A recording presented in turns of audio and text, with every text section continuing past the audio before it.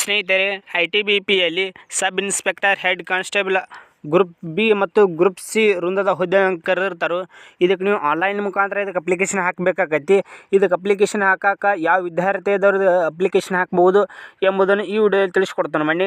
ಅದಕ್ಕಿಂತ ಮೊದಲು ನೀವೇನಾದರೂ ಇದೇ ಮೊದಲ ಬಾರಿಗೆ ನಮ್ಮ government job update YouTube channel ನೋಡ್ತಾ ಇದ್ದರೆ ಅಂಥವ್ರು ಸಬ್ಸ್ಕ್ರೈಬ್ ಮಾಡ್ಕೊಂಡು ವಿಡಿಯೋ ನೋಡಿರಿ. ಬನ್ನಿ ವಿಡಿಯೋನ ಶುರು ಮಾಡೋಣ. ಇಲ್ಲಿ ನೋಡ್ಬೋದು sub inspector head constable group C ವೃಂದದ ಹುದ್ದೆಗಳನ್ನು ಕರೆದಿರ್ತಾರೆ. ಇವು ಟೋಟಲ್ ಆಗಿ ಎಷ್ಟು ಹುದ್ದೆಗಳದಾವ ಅಂತ ತಿಳಿಸ್ಕೊಡೋದಾದರೆ ಇವು ಟೋಟಲ್ ಆಗಿ ಇಲ್ಲಿ ನೋಡ್ಬೋದು ಟೋಟಲ್ ಆಗಿ 526 ಹುದ್ದೆಗಳನ್ನು ಕರೆದಿರ್ತಾರೆ. ಇದಕ್ಕೆ ಮತ್ತು ಮೇಲ್ ಮತ್ತು ಫಿಮೇಲ್ದವರು ಇಬ್ಬರು ಕೂಡ ಇದಕ್ಕೆ ಅರ್ಜಿ ಹಾಕ್ಬೋದು. ಇಲ್ಲಿ ನೋಡ್ಬೋದು ಸಬ್ ಇನ್ಸ್ಪೆಕ್ಟರ್ನಲ್ಲಿ ಇಲ್ಲಿ ನೋಡ್ಬೋದು 92 ಹುದ್ದೆಗಳು ಇರ್ತವೆ. ಅದೇ ರೀತಿಯಾಗಿ ಹೆಡ್ ಕಾನ್ಸ್ಟೇಬಲ್ ನೋಡ್ಬೋದು ಇಲ್ಲಿ 383 ಹುದ್ದೆಗಳು ಇರ್ತವೆ. ಮತ್ತು ಕಾನ್ಸ್ಟೇಬಲ್ ನೋಡೋದಾದರೆ 51 ಹುದ್ದೆಗಳು ಇರ್ತವೆ. ಈ ರೀತಿಯಾಗಿ 526 ಹುದ್ದೆಗಳು ಇರ್ತವೆ. ಮತ್ತು ಕ್ಯಾಟಗರಿ ವೈಸ್ ನೋಡ್ಕೋದಾದರೆ ಇಲ್ಲಿ ನೋಡ್ಬೋದು ಮೇಲ್ದವ್ರಿಗೆ ಈ ವಾರದಲ್ಲಿ 31 ಹುದ್ದೆಗಳು ಇರ್ತವೆ. ಮತ್ತು SCಯಲ್ಲಿ 12 ಹುದ್ದೆಗಳು, STಯಲ್ಲಿ 6 ಹುದ್ದೆಗಳು, OBCನಲ್ಲಿ 21, EWSನಲ್ಲಿ 8 ಹುದ್ದೆಗಳು. ಈ ರೀತಿಯಾಗಿ ಮೇಲ್ನಲ್ಲಿ 78 ಹುದ್ದೆಗಳನ್ನು ಕರೆದಿರ್ತಾರೆ. ಅದೇ ರೀತಿಯಾಗಿ ಸಬ್ ಇನ್ಸ್ಪೆಕ್ಟರ್ ಫಿಮೇಲ್ನಲ್ಲಿ ನೋಡ್ಕೋಬೋದು ಈ ವಾರದಲ್ಲಿ 6, SCಯಲ್ಲಿ 2, STಯಲ್ಲಿ 1 ಮತ್ತು OWSನಲ್ಲಿ 4, EWSನಲ್ಲಿ 1. ಈ ರೀತಿಯಾಗಿ 14 ಹುದ್ದೆಗಳು ಇರ್ತವೆ. ಮತ್ತು ಸಬ್ ಇನ್ಸ್ಪೆಕ್ಟರ್ನಲ್ಲಿ ಟೋಟಲಾಗಿ 92 ಹುದ್ದೆಗಳು ಇರ್ತವೆ. ಇವನ್ನ ನೋಡ್ಕೋಬೋದು. ಮತ್ತು ಇವನ್ನೆಲ್ಲ ಕ್ಯಾಟಗರೈಸ್ನ ಹೇಳ್ಕೊತಾ ಹೋದಂದ್ರೆ ವಿಡಿಯೋ ಭಾಳ ಲಾಂಗ್ ಆಕೈತಿ. ಮತ್ತು ಇದಕ್ಕೆ ಯಾರೆಲ್ಲ ಅಪ್ಲಿಕೇಶನ್ ಹಾಕೋದಾದರೆ ಇಲ್ಲಿ ನೋಡ್ಬೋದು. ಅದಕ್ಕಿಂತ ಮೊದಲು ಇಲ್ಲಿ ನೋಡ್ಬೋದು ನೀವು ಇದನ್ನು ಆನ್ಲೈನ್ ಮುಖಾಂತರ ಇದನ್ನು ಅರ್ಜಿ ಹಾಕಬೇಕಾಗೈತಿ. ಇಲ್ಲಿ ನೋಡ್ಬೋದು ಈ ವೆಬ್ಸೈಟ್ ಮುಖಾಂತರ ನೀವು ಇದನ್ನ ಆನ್ಲೈನ್ ಮುಖಾಂತರ ಇದಕ್ಕೆ ಅರ್ಜಿ ಹಾಕಬೇಕಾಗೈತಿ. ಈ ವೆಬ್ಸೈಟ್ ಅಪ್ಲೈ ಲಿಂಕ್ ಮತ್ತು ವೆಬ್ಸೈಟ ನಮ್ಮ ಟೆಲಿಗ್ರಾಮ್ ಗ್ರೂಪ್ನಲ್ಲಿ ಹಾಕಿರ್ತಾನೆ. ಅಲ್ಲಿ ಹೋಗಿ ನೀವು ಕ್ಲಿಕ್ ಮಾಡ್ಕೋತೀನಿ ಈಸಿಯಾಗಿ ಇದಕ್ಕೆ ಅಪ್ಲೈ ಮಾಡ್ಬೋದು. ಇಲ್ಲಿ ಮತ್ತು ಕ್ಯಾಟಗರಿ ವೈಸ್ ನೋಡ್ಕೋದಾದರೆ ಇಲ್ಲಿ ನೋಡ್ಬೋದು ಸಬ್ ಇನ್ಸ್ಪೆಕ್ಟರ್ ನೋಡೋದಾದರೆ ಮಂತ್ಲಿ ಸ್ಯಾಲ್ರಿ ನೋಡ್ಬೋದು. ಇಲ್ಲಿ 35,400ರಿಂದ 1,12,400ವರೆಗೂ ಸಬ್ ಇನ್ಸ್ಪೆಕ್ಟರ್ದವ್ರಿಗೆ ಸಿಗ್ತೈತಿ. ಮತ್ತು ಅದೇ ರೀತಿಯಾಗಿ ಹೆಡ್ ಕಾನ್ಸ್ಟೇಬಲ್ ನೋಡ್ಕೋಬೋದು. ಇಲ್ಲಿ 25,500ರಿಂದ 81,100ವರೆಗೂ ಸ್ಯಾಲ್ರಿ ಸಿಗ್ತೈತಿ.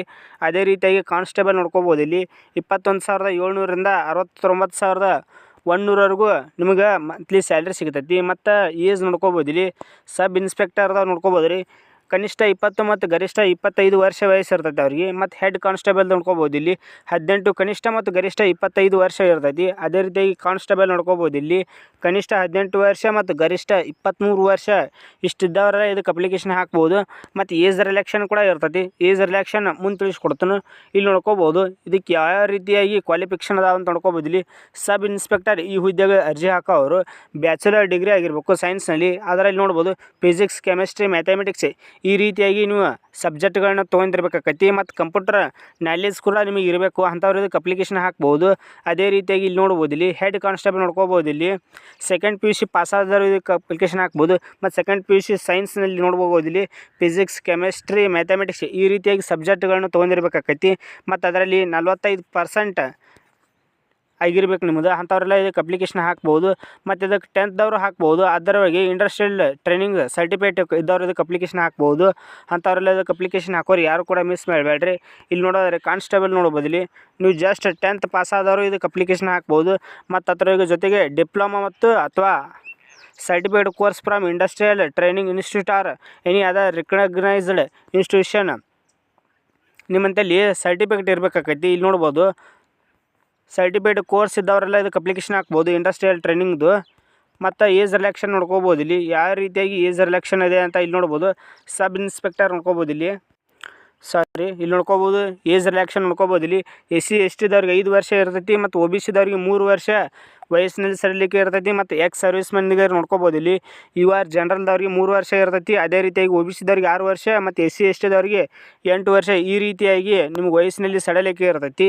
ಮತ್ತು ಇಲ್ಲಿ ನೋಡ್ಕೋಬೋದು 1984 ರೈಟ್ಸ್ದವ್ರಿಗೆ ಇಲ್ಲಿ ನೋಡ್ಕೋಬೋದು. URದವ್ರಿಗೆ 5 ವರ್ಷ, SC STದವ್ರಿಗೆ 10 ವರ್ಷ ಮತ್ತು OBCದವ್ರಿಗೆ 8 ವರ್ಷ ಈ ರೀತಿಯಾಗಿ ವಯಸ್ಸಿನಲ್ಲಿ ಸಡಿಲಿಕೆ ಇರ್ತೈತಿ. ಮತ್ತು ಗೌರ್ಮೆಂಟ್ ಸರ್ವೆಂಟ್ಸ್ದವ್ರಿಗೆ 5 ವರ್ಷ ಅವ್ರಿಗೂ ಕೂಡ ವಯಸ್ಸಿನಲ್ಲಿ ಸಡಿಲಿಕೆ ಇರ್ತೈತಿ. ಇದಕ್ಕೆ ಸೆಲೆಕ್ಷನ್ ಪ್ರೊಸೆಸ್ ನೋಡೋದಾದರೆ ಮೊದಲು ನಿಮ್ಗೆ ಫಿಸಿಕಲ್ ಇರ್ತೈತಿ. ಫಿಸಿಕಲ್ ಆದ ತಕ್ಷಣ ಮೆಡಿಕಲ್ ಇರ್ತೈತಿ. ಮೆಡಿಕಲ್ ಆದ ತಕ್ಷಣ ಫೈನಲ್ ನಿಮಗೆ ಎಕ್ಸಾಮ್ ಇರ್ತೈತಿ. ಈ ಎಕ್ಸಾಮ್ನಲ್ಲಿ ಯಾರು ಪಾಸ್ ಆಗ್ತಾರಲ್ಲ ಅವ್ರನ್ನ ಸೆಲೆಕ್ಟ್ ಮಾಡ್ಕೋತಾರೋ. ಇಲ್ಲಿ ನೋಡ್ಕೋಬೋದು ಹೈಟ, ಚೆಸ್ಟ ನೀವು ನೋಡ್ಕೋಬೋದು. ಈ PDF ನಮ್ಮ ಗೌರ್ಮೆಂಟ್ ಜಾಬ್ ಟೆಲಿಗ್ರಾಮ್ ಗ್ರೂಪ್ನಲ್ಲಿ ಹಾಕಿರ್ತೀನಿ. ಅಲ್ಲಿ ನೀವು ನೋಡ್ಕೋಬೋದು. ನೋಡ್ಕೊಂಡು ಇದಕ್ಕೆ ಅಪ್ಲಿಕೇಶನ್ ಹಾಕೋರಿ. ಇದನ್ನ ಅರ್ಜಿ ಹಾಕಕ್ಕೆ ಅಪ್ಲಿಕೇಶನ್ ಫೀಸ್ ನೋಡ್ಬೋದು ಇಲ್ಲಿ OBC EWS ದವ್ರಿಗೆ ಸಬ್ ಇನ್ಸ್ಪೆಕ್ಟರ್ ಇದಕ್ಕೆ ಅಪ್ಲಿಕೇಶನ್ ಹಾಕಕ್ಕೆ 200 ರೂಪಾಯಿ ಇರ್ತೈತಿ. ಮತ್ತು ಅದೇ ರೀತಿಯಾಗಿ ಹೆಡ್ ಕಾನ್ಸ್ಟೇಬಲ್ ಇದಕ್ಕೆ ಅಪ್ಲಿಕೇಶನ್ ಹಾಕಕ್ಕೆ 100 ರೂಪಾಯಿ ನಿಮಗೆ ಅಪ್ಲಿಕೇಶನ್ ಫೀಸ್ ಇರ್ತೈತಿ.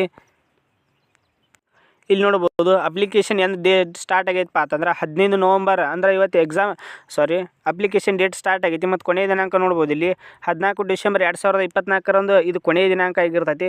ಇಷ್ಟರಲ್ಲಿ ನೀವು ಆನ್ಲೈನ್ ಮುಖಾಂತರ ಇದನ್ನು ಅರ್ಜಿ ಹಾಕಬೇಕಾಕೈತಿ. ಇದರ ಅಪ್ಲೈ ಲಿಂಕ್ ನಮ್ಮ ಗೌರ್ಮೆಂಟ್ ಜಾಬ್ ಅಪ್ಲೈ ಟೆಲಿಗ್ರಾಮ್ ಗ್ರೂಪ್ನಲ್ಲಿ ಕೊಟ್ಟಿರ್ತೀನಿ. ಅಲ್ಲಿ ಹೋಗಿ ನೀವು ಕ್ಲಿಕ್ ಮಾಡ್ಕೊಂಡು ಇದನ್ನು ಅಪ್ಲೈ ಮಾಡಿರಿ. ಮತ್ತು ನಮ್ಮ ಟೆಲಿಗ್ರಾಮ್ ಗ್ರೂಪ್ ಏನು ಜಾಯ್ನ್ ಆಗಿಲ್ಲ ಅವ್ರು ಜಾಯ್ನ್ ಆಗಿರಿ. ಅದರ ಲಿಂಕ್ ನಮ್ಮ ಯೂಟ್ಯೂಬ್ ಚಾನಲ್ ಡಿಸ್ಕ್ರಿಪ್ಷನ್ನಲ್ಲಿದೆ, ಅಲ್ಲಿ ಹೋಗಿ ನೀವು ಜಾಯ್ನ್ ಆಗ್ಬೋದು.